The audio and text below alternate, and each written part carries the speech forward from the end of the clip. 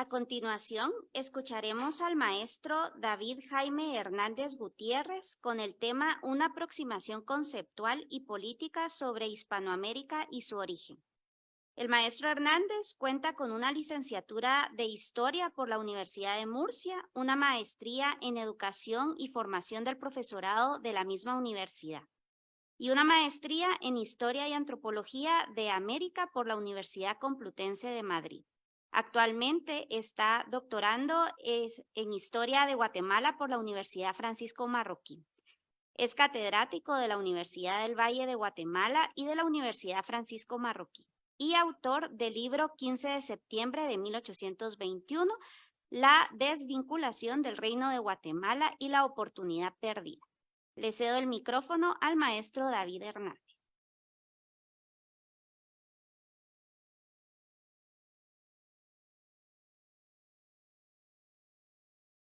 Buenas tardes. Para mí es un verdadero privilegio estar hoy aquí, un público tan selecto, conocedor y apasionado de la historia y de la arqueología de Guatemala, en un congreso de tanta relevancia como es este, con motivo del centenario de la Academia de Geografía e Historia. Quiero aprovechar para felicitar y agradecer a la Academia de Geografía e Historia por aceptar mi ponencia y por permitirme este espacio para poder compartir con todos ustedes pues, algunos de los resultados de mis investigaciones, de mi tesis doctoral, pues, que espero presentar en breve. Mi acercamiento a la historia de Guatemala lo hago desde la perspectiva del mundo de las ideas, de lo que hoy podríamos llamar historia de las mentalidades. Entonces, mi preocupación es tratar de comprender cómo las gentes del siglo XVI, sobre todo, entendían su mundo, su realidad, cuáles eran sus concepciones políticas, económicas y sociales.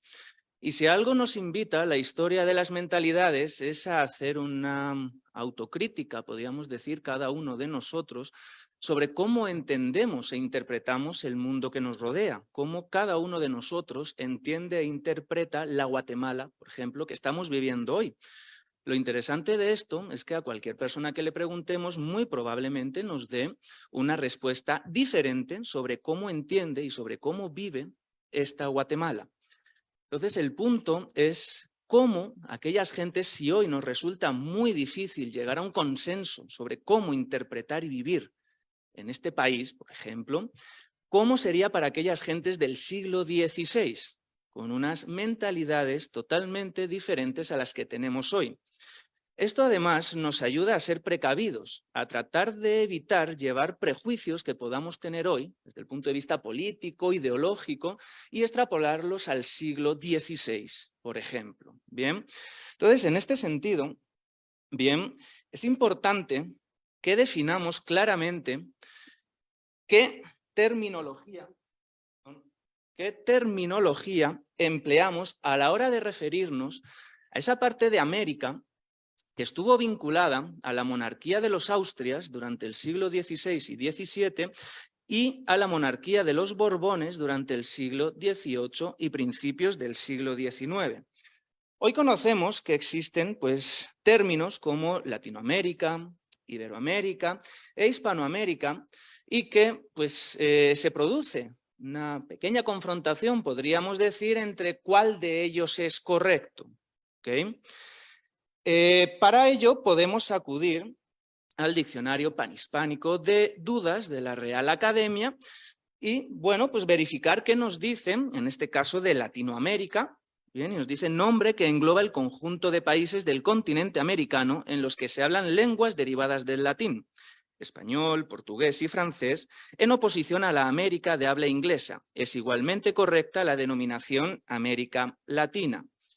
Esto es interesante tenerlo en cuenta porque tenemos mucha bibliografía e historias o manuales de historia general que nos hablan de historia de América Latina, pero dejan a un lado esa parte de Canadá o más específicamente la provincia de Quebec, que teóricamente es América Latina, aunque nosotros hoy cuando pensamos en Latinoamérica no solemos pensar en Canadá ni en Quebec, y allá tenemos ese tipo de prejuicios, bien, políticos o sociales de por qué no incorporamos en Latinoamérica Quebec, bien, esa parte de habla francesa. En cuanto a Iberoamérica, que es otro de los términos ampliamente empleados, ¿qué nos dice el diccionario panhispánico de dudas? Pues nombre que recibe el conjunto de países americanos que formaron parte de los reinos de España y Portugal. No debe usarse para referirse exclusivamente a los países americanos de lengua española, caso en que se debe emplear el término Hispanoamérica. ¿Okay? Y por último tenemos de Hispanoamérica, que nos dice el diccionario panhispánico de dudas, nombre que recibe el conjunto de países americanos de lengua española. Quedan pues excluidos de esta denominación los países de América en los que la lengua oficial no es el español. ¿Okay?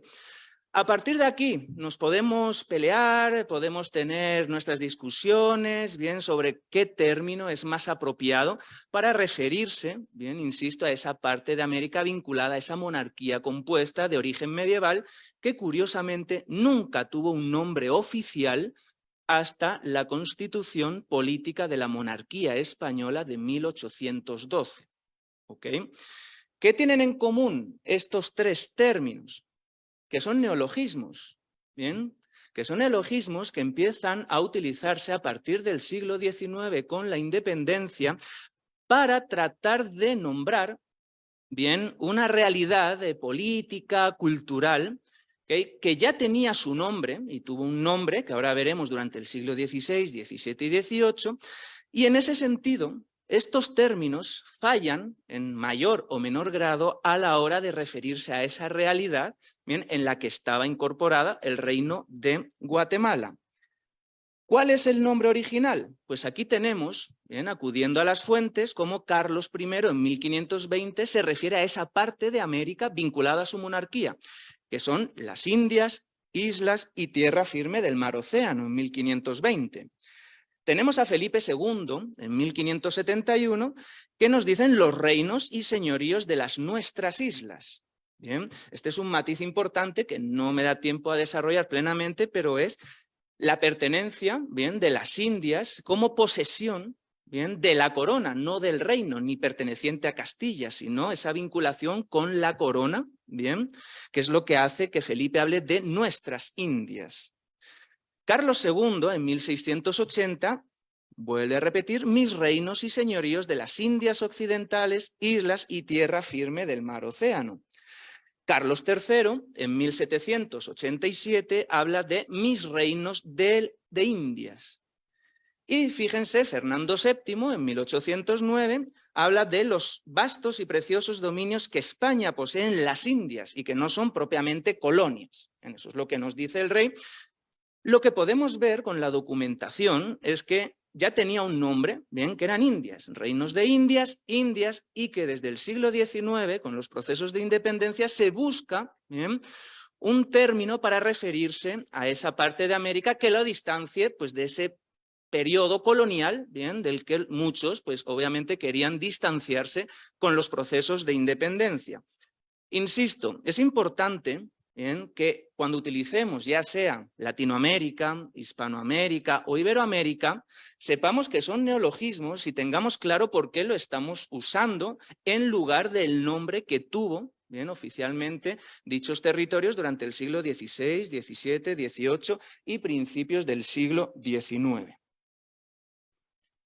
Dicho esto, y ahondando en esta historia de las mentalidades, de cómo podían entender el mundo y la realidad que vivían las gentes del siglo XVI, llegamos a una dicotomía muy interesante, bien, en torno a quién conquista, por ejemplo, Guatemala específicamente, ¿ok?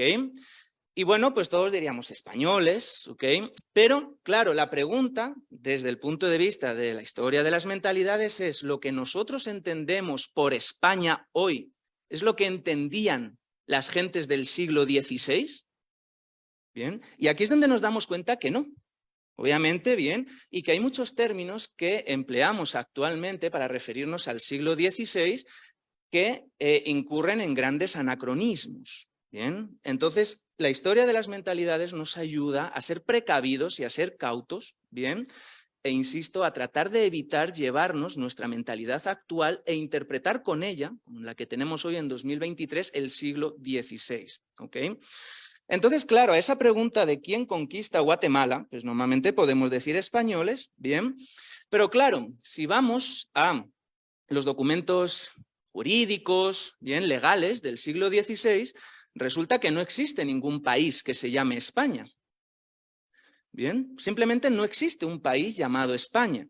Entonces, la pregunta es, bueno, ¿y entonces qué es lo que había si no existía un país en el siglo XVI que se llamara España? Porque nosotros decimos son españoles los que vinieron, ¿bien?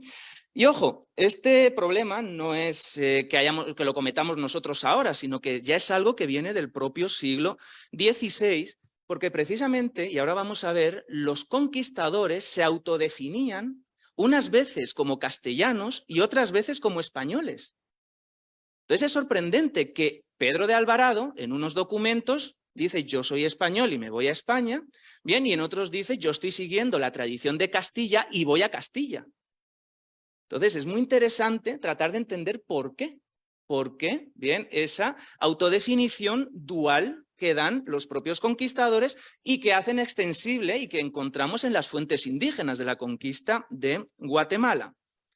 Por ejemplo, en el libro viejo de la Fundación de Guatemala, bien, nos dice Pedro de Alvarado, el muy magnífico señor Pedro de Alvarado dijo que, por cuanto al tiempo que él, en nombre de sus majestades, fundó en estas partes la ciudad de Santiago, conformándose con la costumbre y orden de los otros fundadores y pobladores que fueron en los reinos de Castilla. Pues decimos, bueno, pues entonces era castellano.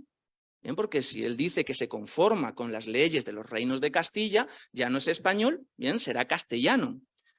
Fijaos, y nos dice, elegí y nombré alcaldes y regidores para que la rigiesen, la ciudad de Guatemala, fuese ejecutada la justicia real, así en lo civil como en lo criminal, siguiéndome por las antiguas costumbres de los reinos de Castilla. Bien, entonces, simplemente viendo esto, pues decimos, oye, pues no tenemos una España. Bien, entonces, ¿por qué hoy repetimos que era España y que eran españoles? Claro, ¿qué pasa? Que como ya les adelanté, estos mismos castellanos, como vemos, se autoidentifican como españoles, que es lo curioso, ¿bien? Bueno, aquí antes de avanzar en el memorial de Sololá, ¿bien? Como no sé cachiquel, pues está la traducción, dice, este fue el año en que llegaron aquí los castellanos, hace 49 años que los castellanos entraron en Xepit, Xetulul. Entonces, claro, los cachiqueles, cuando dice, bueno, ¿quiénes sois? Pues obviamente los conquistadores les dicen, somos castellanos y venimos de Castilla. Entonces los indígenas es lo que plasman en sus fuentes. Esta gente son de Castilla y son castellanos. ¿Bien? En el título de los señores Coyoy, bien, en quiché, nos vuelven a decir, y el capitán, habla de Tecún, cayó en manos de la gente castellana. ¿Okay? Entonces eso quiere decir que esos conquistadores ante estos indígenas, bien, se identificaban como castellanos y que venían del reino de Castilla. Bien. Claro, otra cosa es el punto de vista popular. Entonces, bien, si no existía jurídicamente un país llamado España, bien, ¿por qué se autoidentificaban ellos como españoles? Bien, y aquí tenemos el punto de vista popular o cultural, bien, en los que aunque no existiera jurídicamente un país llamado España, estos conquistadores se refieren a la península ibérica como España, bien, haciendo mención a esa provincia hispana, bien, o la Hispania romana, que luego heredaron el reino visigodo de Toledo, que luego cae en manos de los árabo-bereberes, ¿sí? Y que posteriormente se produce la llamada Reconquista hasta que los reyes católicos, bien, pues digamos, ponen punto final a esa idea vaga, bien, entre los peninsulares de que han vuelto a unir la península ibérica bajo la cristiandad y vuelve a haber una unidad, aunque no se traslade a el plano político o jurídico de que no exista una España como tal. Bien. Entonces, en el mismo Pedro de Alvarado encontramos, bien, que en carta del 11 de abril dice y que de mí y de los españoles de mi compañía serían muy favorecidos y mantenidos. Al igual que dice la gente de españoles de mi compañía de pie y de caballo lo han hecho tan bien la guerra que se ha ofrecido que son dignos de muchas mercedes. Obviamente también en las fuentes indígenas vuelve a aparecer el término españoles. Bien, que nos dice: y de aquí, de Xelajú, partieron al encuentro de don Pedro de Alvarado, el capitán conquistador español. ¿Okay? Y en el título de la casa de Izquim-Nejaib aparece, y luego les puso zapatos a cada uno de estos 6 principales, el adelantado, y también los vistió al uso español. Aquí en esta frase es curioso porque utiliza tanto lo español de España como de Castilla, y luego les dijo que había de enviar de aquel oro que le habían presentado a don Carlos V, emperador de Castilla. Entonces vemos cómo popular y culturalmente sí existe una idea de una España, de un territorio peninsular que acaban bien de unificar los reyes católicos con la toma de Granada en enero de 1492, pero en el plano jurídico y político no tiene bien ninguna secuencia. Está el reino de Castilla por un lado, el reino de Aragón por otro, el de Portugal y el de Navarra. Entonces este es el tipo bien de elementos a los que nos invita la historia de las mentalidades, a qué entendían, y porque algo que parece contradictorio, que en algún lugar hablen de España y españoles y en otros de Castilla y castellanos, veamos que es lo mismo y cómo ellos entendían el mundo que vivían, bien, sabiendo que cuando tenían que hablar del emperador era de Castilla, porque no existía España, pero de manera popular podían decir España, bien, toda la península, bien, recién reconquistada. Entonces, dicho esto, bien, en cuanto al origen jurídico de Hispanoamérica, aunque parezca que es complicado decir, oye, ¿cómo se crea lo que nosotros decidimos en llamar Hispanoamérica? Pues tenemos un documento, bien, que son las capitulaciones de Cristóbal Colón o de Santa Fe, que es el inicio de esa administración castellana en América, primero en las islas del Caribe, posteriormente en América, que obviamente es muy vaga, es muy general, porque no pensaban bien que lo que iban a encontrar era tanto territorio, bien, entonces las concesiones que hacen los reyes católicos a Cristóbal Colón son muy grandes y se basan en la historia o en la tradición política y jurídica medieval de Castilla, y específicamente de Castilla. Y esto es importante porque frente a esa idea de que existía una España unida, en un primer momento está prohibido que lleguen los aragoneses. Solo pueden venir castellanos de Castilla a América. Bien, lo cual nos habla de que efectivamente, política y jurídicamente, no existe una unidad en la península ibérica, bien, sino que hay varias entidades políticas diferentes, pese a que los reyes católicos pues, se casaran y unieran políticamente los 2 reinos más importantes del momento. Entonces, estas capitulaciones de Santa Fe, que está en el portal de archivos españoles, está digitalizado, cualquiera puede acceder y está muy bien conservado y se puede leer de manera muy sencilla, es el origen de todo este entramado que nosotros llamamos Hispanoamérica y del que formó parte Guatemala. Si queremos decir, oye, ¿cuándo comienza a desarrollarse bien política y jurídicamente pues todo lo que es o lo que nosotros llamamos Hispanoamérica, de lo que forma parte Guatemala desde su propio origen en el siglo XVI? Bien.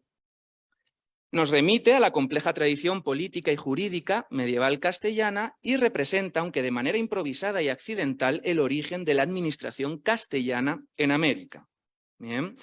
Y de ahí tenemos una evolución que es el derecho indiano, que se llama así tal cual, que fíjense bien cómo pues, entre las fuentes del derecho indiano tenemos la ley entre lo castellano y lo criollo municipal, tenemos la costumbre entre la castellana y la propiamente indiana, la jurisprudencia de los tribunales y la jurisprudencia doctrinaria, y el punto es, pues la primera, bien, el primer derecho que se tiene en esta parte de América, bien, desde la conquista, pues es el derecho de Castilla, bien.